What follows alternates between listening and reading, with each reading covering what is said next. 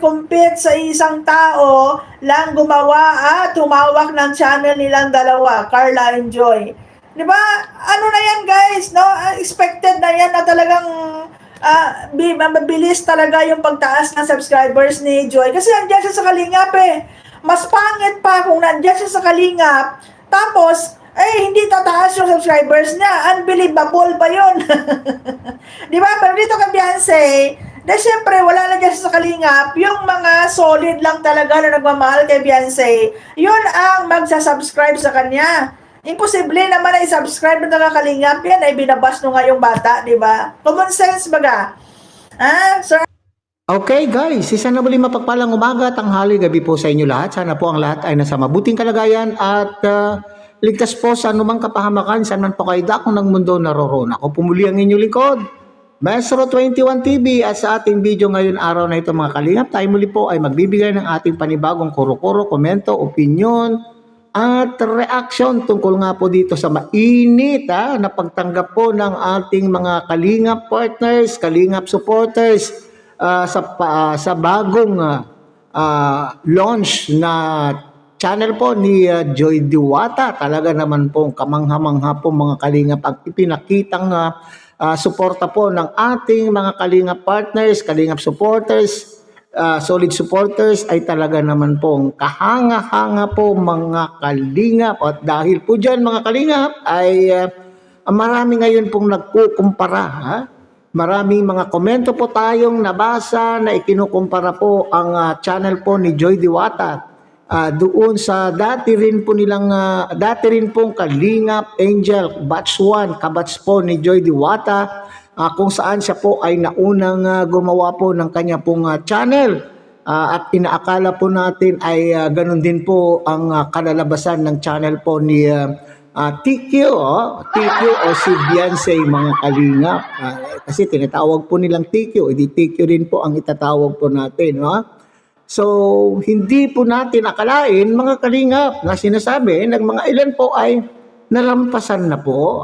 Nalampasan na po ni Joy Diwata ang bilang po ng subscriber ni Beyonce, ni Joy Diwata, ang channel po ni Beyonce. At the same time, yun pong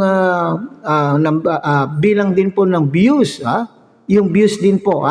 Pag pinagkumpara po mo talaga ay medyo malaki po ang agwat mga kalingap sa bilang po ng subscriber and at the same time po doon sa views. Kaisa-isa pa lang po. Isa pa lamang po yung naging upload po ni Joy Diwata, pero 100k plus na po mga kalingap, at ang kanya pong subscriber ay more than 30k plus na po mga kalingap. Okay, so hindi ko po tinignan po yung update kung ilan na po talaga yung subscriber.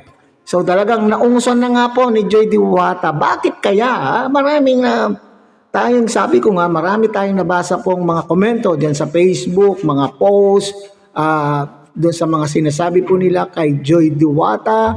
At dito po sa unahan po ng ating video mga kalingap ay nariyan po yung maikling komento na ating pong kinuha po. Hindi komento, maikling pagpapahayag ng opinion po ni Kapitana Nehides, ang kapitana na wala daw pong barangay.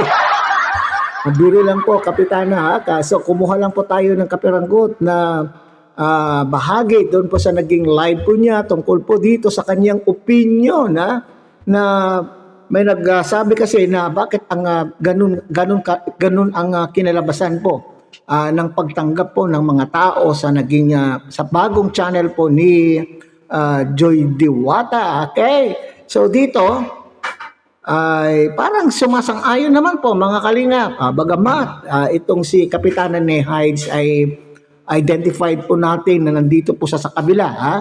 Pero dito po sa kanya na pong naging pahayag at opinion niya po tungkol po sa bagay na ito ng pagkukumpit, pinagkukompetensya, pinaglalaban itong Joy Diwata. Yung channel hindi sa personal na awayan yung channel kaya nga mayroon pa tayong nabasang komento or opinion mga kalingap na sinasabi Kaya daw po, pinayagan daw itong si Joy Diwata na gumawa ng kanya pong channel upang ipanlaban po dito po kay Beyonce, upang sa ganun ay matabunan, o matabunan ba ang tawag po doon mga kalingap, para makompetensya, okay?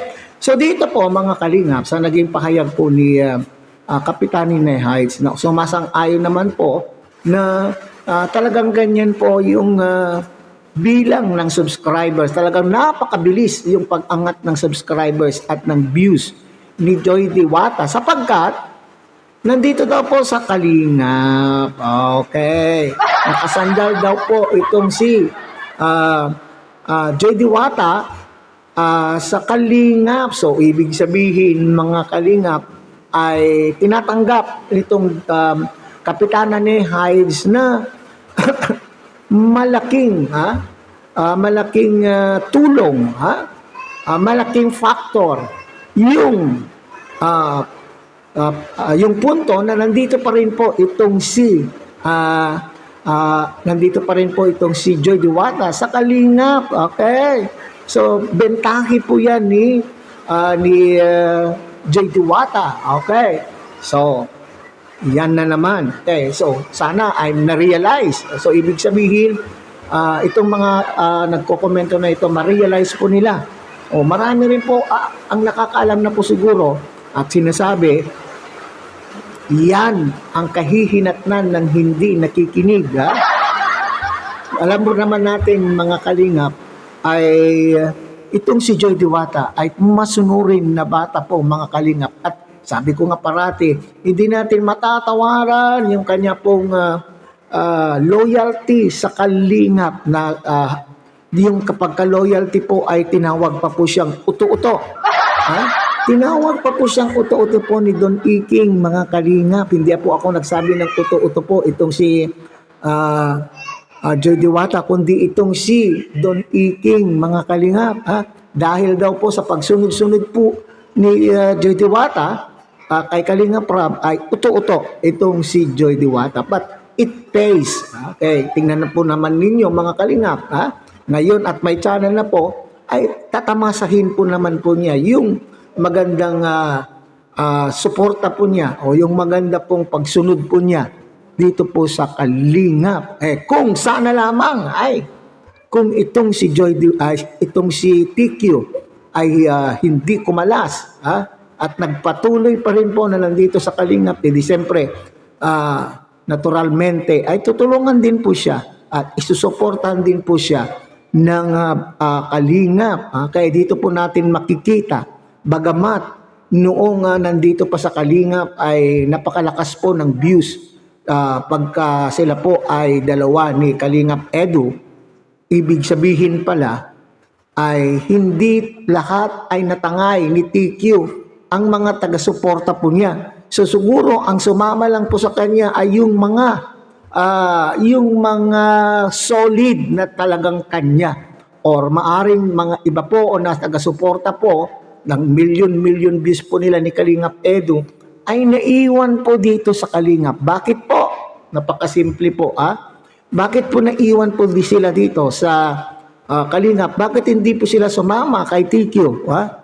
Dahil din po yung sama ng loob, dahil po doon sa pakikipagsimpatya po, doon sa founder ng Kalingap, dahil po doon sa ginawa ng pamilyang ito at ni TQ na pagpapatulpo po kay Kuya Bal. So, doon sa puntong yan, maaaring sabihin po natin na maraming nagalit, hindi po ba? Hanggang ngayon nga po, marami tayong nababasang negatibo tungkol po sa kanya.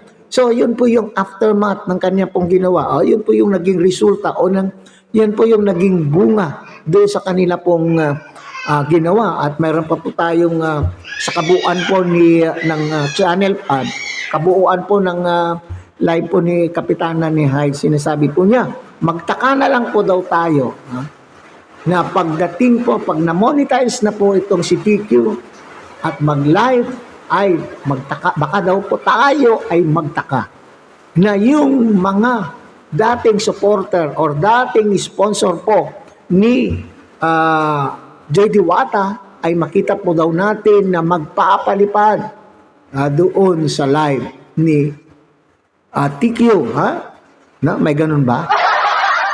Ibig sabihin pala, itong mga umalis na mga sponsor ni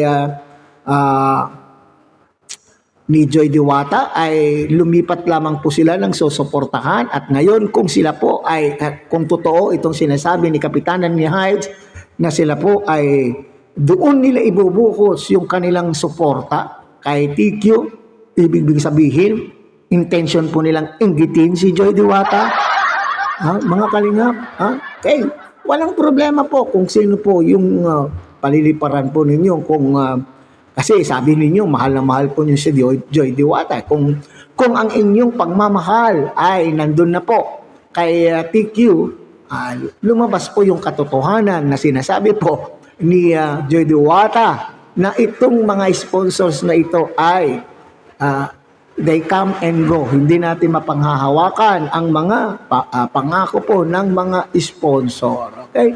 So anyway, marami pa rin po sa aking palagay yung mga naiwan po na talagang solid Joy Diwata sponsors, nandyan pa rin po na magsusuporta at nandyan pa rin po magpakita kanilang puwersa sa sinasabi po ni Kapitanan ni Hides na baka tumbasan din po nila, mga kalingap. Hindi natin matiyak kung baka yung sinasabi ni Kapitanan ni Hides na mga dating Joy sponsors ay ibubuhos ang kanilang palipad kay TQ, malay natin yung mga naiwan din na na sponsors po ni Joy Diwata ay lubos-lubusin din po ang kanila pong pagpapalipad. Hindi natin malaman, hindi lang naman po sila po yung may kakayanan, hindi po ba mga kalingap? Okay? So hanggang dito na lamang po mga kalingap. Ulit ang kilikin po natin ko Iba Santos Matubang, Ate Edna Vlog, Kalingap Rob. At siyempre, sana po nyo rin pong takilikin ang munting channel na ito sa pamamagitan po ng pagbibigay nyo po ng like, share, and subscribe. At tuloy pindutin na rin po ang notification bell. At nang sa ganon, tayo pa rin po ay magkita-kita at magsama-sama sa susunod pa pong mga reaction videos na ating gagawin.